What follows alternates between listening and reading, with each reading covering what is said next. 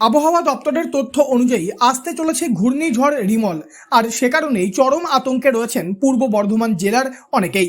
পূর্ব বর্ধমান জেলার অন্তর্গত হলো কালনা শহর, আর এই কালনা শহরের 10 নম্বর ওয়ার্ডের পালপাড়ার বাসিন্দারা বর্তমানে আতঙ্কের মধ্য দিয়েই দিন কাটাচ্ছেন। স্থানীয়দের কথা অনুযায়ী কয়েক মাস আগে এই এলাকায় বেশ কিছু জায়গায় ধস নেমেছিল। স্থানীয়দের দাবি এখনো পর্যন্ত সেই বাঁধ মেরামতের কোনো কাজ হয়নি। স্বভাবতই ঘূর্ণিঝড় রিমল এলে তাদের ব্যাপক ক্ষতি হবে, সেই কারণে চিন্তায় রয়েছেন এলাকাবাসীরা। এই প্রসঙ্গে স্থানীয় বাসিন্দারা বলেন, নিরাপদ বলতে এখানে কিছুই নেই।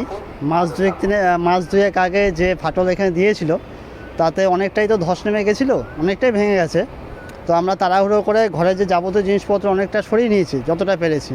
তো এখনও যে আমরা গঙ্গা লাগোয়া যে এখনও বসবাস করছি, তাতে করে আর নতুন করে শুনছি আজকে কি একটা ঝড়ের কথা হচ্ছে। তো সেই ঝড়ে গঙ্গা লাগোয়া যেহেতু আমরা রয়েছি, সেই ঝড়ে এখন আমাদের কি ক্ষতি হবে সেটা আমরা বলতে পারছি না। তা আমরা খুবই আতঙ্কিত রয়েছি। এখন যেটা আতঙ্কের মধ্যে দিয়ে আমরা এখন কি করবো বুঝতে পারছি না সেটা। এখন যে পরিস্থিতি এবারে থাকারই তো খুব কষ্ট হচ্ছে। কেন কথা আছে, ভয়ের ব্যাপার আছে, কখন কি হবে না হবে এরকম রিস্ক নিয়ে থাকা যায় না, ঠিক আছে। আর একটা ঘটনা হচ্ছে, এবার এখন সামনে যে জ্বরের কথা শুনতে আছি, সেই জ্বরে কি হয় না হয় খুব ভয়তে আছি। এটা কি হবে না হবে খুব ভয়তে রয়ে আছে।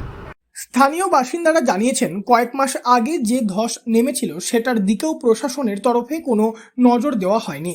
এমনকি এখনো পর্যন্ত বাঁধ মেরামতের দিকেও নজর দেয়নি প্রশাসন। স্বভাবতই বর্তমানে আতঙ্কের মধ্যে দিয়ে দিন অতিবাহিত করছেন কালনার নদী তীরবর্তী 10 নম্বর ওয়ার্ডের পালপাড়ার বাসিন্দারা। তবে এই বিষয়ে কালনা পৌরসভার উপপুরপ্রধান তপন পোড়েল জানিয়েছেন, চিন্তার কোনো কারণ নেই। তার কারণ, কালনা পৌরসভা পরিস্থিতি প্রতিকূল হলে তার মোকাবিলা করার জন্য প্রস্তুত রয়েছে।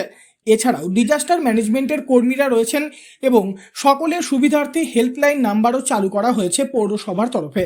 এই প্রসঙ্গে কালনা পৌরসভার উপপুরপ্রধান তপন পোড়েল আরও বলেন, প্রাথমিক পর্যায়ে সামাল দেওয়ার পক্ষে আমাদের যথেষ্ট পর্যাপ্ত পরিমাণে ত্রাণ রয়েছে এবং মোকাবেলা করার জন্য আমরা যথেষ্ট প্রস্তুত রয়েছি।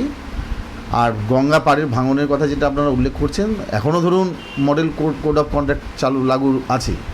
স্বাভাবিকভাবে আমাদের অনেক বাধ্যবাধকতার মধ্যে কাজ করতে হচ্ছে।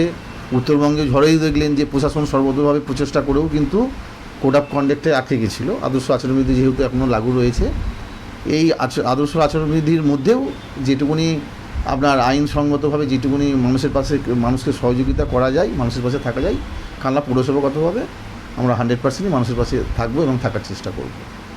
তবে কালনা পৌরসভার তরফে রিমলের মোকাবিলা করার জন্য বিভিন্ন ব্যবস্থা থাকলেও চিন্তা দূর হচ্ছে না কালনার পালপাড়ার বাসিন্দাদের। গভীর চিন্তার সঙ্গে আতঙ্কের মধ্যে দিয়েই দিন কাটাচ্ছেন এলাকাবাসীরা। পূর্ব বর্ধমান থেকে বনোয়ারিলাল চৌধুরী, লোকাল 18 বাংলা।